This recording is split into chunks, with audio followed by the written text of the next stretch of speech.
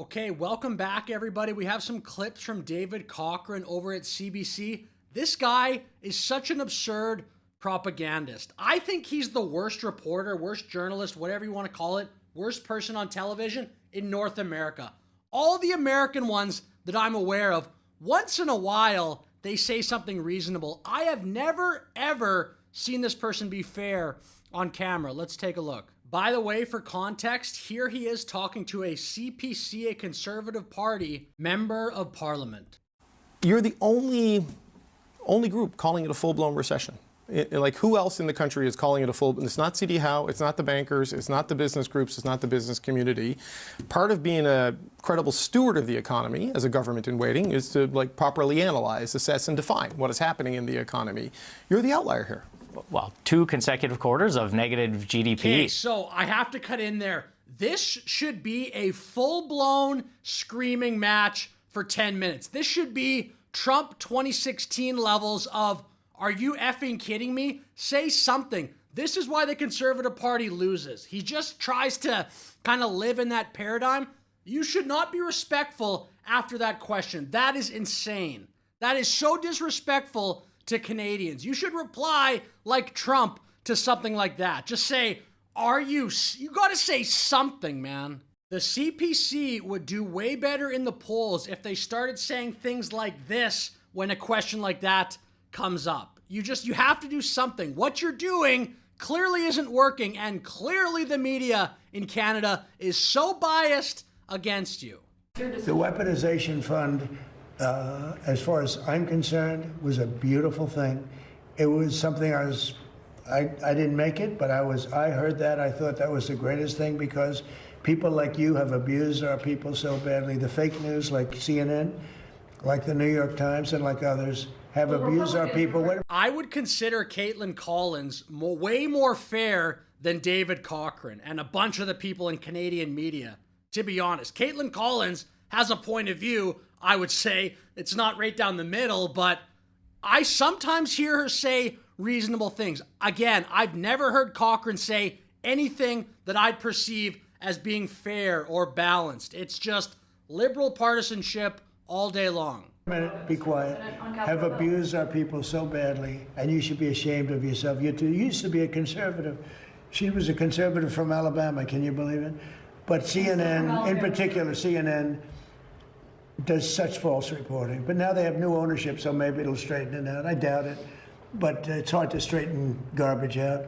But CNN has abused, and others have abused so badly. People, these are people that are great people that were destroyed. Their families have been destroyed. Many suicides. They committed suicide.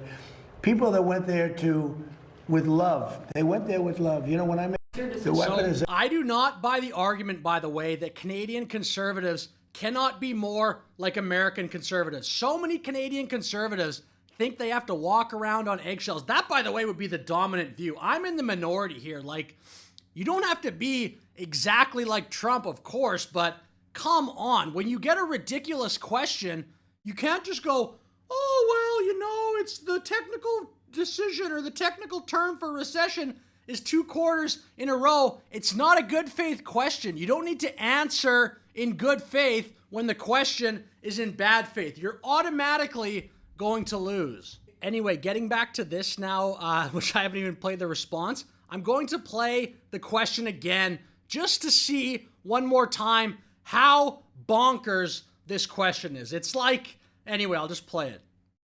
You're the only group calling it a full-blown recession. Like, who else in the country is calling it a full? It's not CD Howe, it's not the bankers, it's not the business groups, it's not the business community.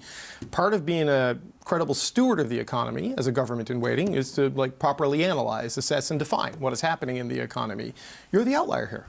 Well, I can't believe the question. How is Canada going to improve if this is what we're getting hung up on?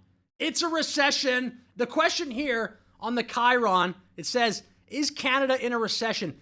In a functioning, healthy country, it would say, what the hell are we going to do about this? How do we grow our economy? What the F is going on? Why can't we grow after like a decade plus of stagnation?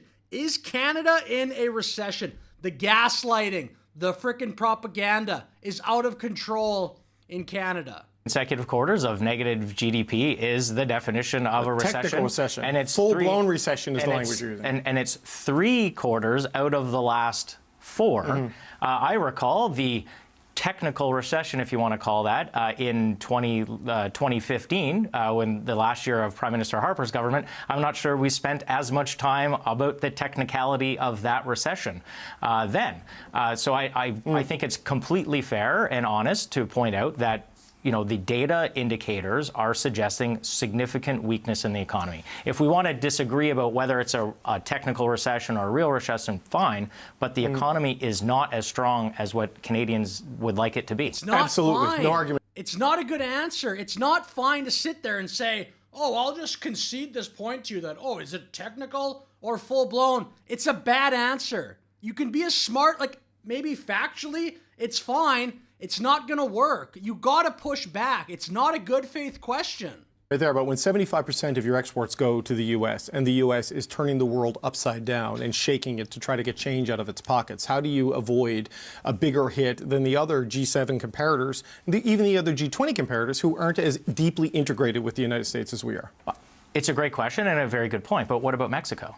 Is Mexico in a recession? No. I think the structure of their economy, the standard of living there, their wage cycles, that's all very different. I would say right? they're very trade exposed to the U.S. Why are they even debating this? It should be, how do we fix this? We are. Of course, Canada is going to see some difficult challenges given our exposure to the U.S. But remember, it's this government that says we have the best trade deal with the U.S. and 85% of the Canadian goods actually go into the U.S. tariff-free.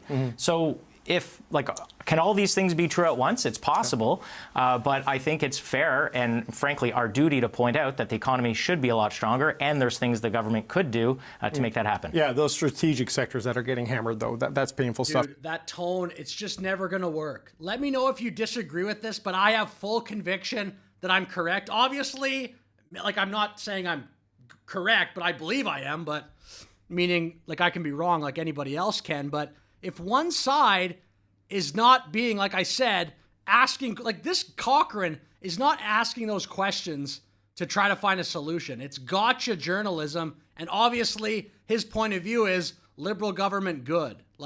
How do you watch that and think anything else if you're trying to be honest? And I'm not trying, to be unfair, but that's how I'm seeing it. This isn't a fair exchange. It's one person, Adam Chambers, trying to be polite, trying to give out the facts, and another person doing gotcha journalism and being partisan. It's ridiculous. Anyway. The irony, too, in this is that the Conservative MP, the person you'd think would be more partisan, is being more measured, just kind of laying out the facts, bringing stuff like that up. And then the person on television on CBC sounds like the Liberal MP. It's kind of banana land, upside down world. Okay, final clip here is David Cochrane talking about, you can see on screen there, a surprise gain of 88,000 jobs. Then he talks about the recession that Canada is in. It's just a short clip, but it's, again, another beauty. Yeah, things are kind of stuck, right? Yep. Is where it is. And I just wonder, look, I don't know if it's going to end the political debate about a recession, but, we saw C.D. Howe weigh in today. We saw you don't create 88,000 jobs if you're in a recession. So what does this do to the whole argument?